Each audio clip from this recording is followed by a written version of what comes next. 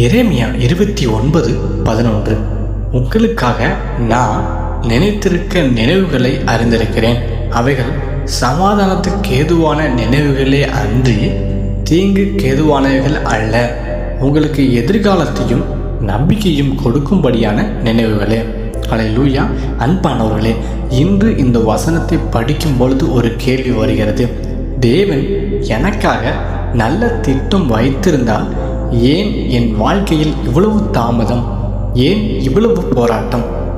பலரின் மனதில் இந்த கேள்வி இருக்கிறது. ஆனால் இந்த வசனம் சொல்லுவது, உன் வாழ்க்கையை பற்றி நீ குழம்பி இருக்கலாம், ஆனால் தேவன் குழம்பவில்லை. அல்லேலூயா. உன் எதிர்காலம் அவருடைய கையில் பாதுகாப்பாக இருக்கிறது. யோசேப்பு கனவு கண்ட போது உடனே அரியணையில் அமரவில்லை. முதல்ல குழி, பிறகு அடிமை வாழ்க்கை, பிறகு சிறை, பிறகுதான் அரண்மனை. யோசேப்பு அந்த நாட்களில் தேவனுடைய திட்டம் தோல்வி அடைந்துவிட்டது என்று நினைத்திருக்கலாம். ஆனால் உண்மையில் தேவனுடைய திட்டம் உருவாகி கொண்டிருந்தது. சில நேரங்களில் தேவனுடைய திட்டம் மெதுவாக நடக்கும், ஆனால் தவறாக நடக்காது. அல்லேலூயா, அல்லேலூயா. ஒரு கட்டிடம் கட்டும்போது முதல்ல குழி தோண்டுவார்கள். மேலே கட்டுவதற்கு முன் கீழே ஆழமாக தோண்டுவார்கள். அதை பார்த்தால் கட்டிடம் அழிக்கப்படுகிறது போல தெரியும், ஆனால் உண்மையில் உயரமான கட்டிடத்திற்கான அடித்தளம் போடப்படுகிறது. அல்லேலூயா.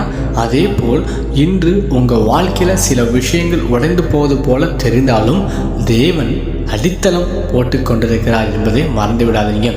ரோமர் 8:28 தேவனை நேசிப்பவர்களுக்கு சகலமும் நன்மைக்கு ஏதுவாக நடக்கும். அல்லேலூயா. இந்த வசனம் எல்லாம் நல்லது என்று சொல்லவில்லை, ஆனால் எல்லாவற்றையும் தேவன் நன்மைக்காக மாற்ற முடியும் என்று சொல்கிறது. அல்லேலூயா. ரூத்து தனது கணவரை இழந்தார். எதிர்காலம் இருட்டாக இருந்தது. ஆனால் அந்த இழப்பின் பின்னால் தேவன் ஒரு புதிய கதவை திறந்து கொடுத்தார். பின்னர் ரூத்து ராஜாவாகிய தாவீதின் வம்சத்தில் இடம் பெற்றாள். அவள் அல்லேலூயா, அவள் தேவனை பார்த்தாள். தேவன் எதிர்காலத்தை பார்த்தார். அல்லேலூயா, அல்லேலூயா. இன்று வேலை கிடைக்காமல் இருக்கலாம், கடன் தொல்லையில் சிக்கிக் கொண்டிருக்கலாம், குடும்பத்தில் பிரச்சனைகளோடு இருக்கலாம், வியாதியில் வழி தெரியாமல் இருக்கலாம், ஜெபத்திற்கு பதில் வராமல் இருக்கலாம். ஆனால் இந்த வசனம் சொல்லுவது, இந்த கதையின் முடிவு அல்ல, தேவன் இன்னும் எழுதி கொண்டிருக்கிறார். அல்லேலூயா. சங்கீதம் 37:5. உன் வழியை கர்த்தருக்கு ஒப்புவி, அவர் மேல் நம்பிக்கையா இரு, அவரே அதை நிறைவேற்றுவார். அல்லேலூயா. விசுவாசி ஆமீன் சொல்லுங்க. அல்லேலூயா. நீங்கள் செய்ய வேண்டியது நம்பிக்கையை இழக்காதீங்க. உங்கள் ஜெபத்தை எக்காரணத்தை கொண்டு நிறுத்தாதீங்க. தேவனை சந்தேகப்படாதீங்க. அல்லேலூயா.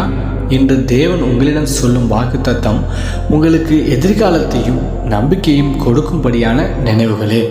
இன்று உங்கள் கண்கள் கண்ணீரை பார்க்கலாம், ஆனால் தேவன் உங்கள் நாளை சாட்சியாக பார்க்கிறார். இன்று உங்கள் மனம் கேள்விகள் நிறைந்திருக்கலாம், ஆனால் தேவனுடைய கையில் பதில்கள் இருக்கின்றன. அல்லேலூயா, அல்லேலூயா. காத்திருங்க, நம்புங்க, ஜெபிங்க. ஏனெனில் தேவன் உங்களுக்காக வைத்திருக்கும் திட்டம் இன்னும் முடிவடையவில்லை. அல்லேலூயா, ஆமென்.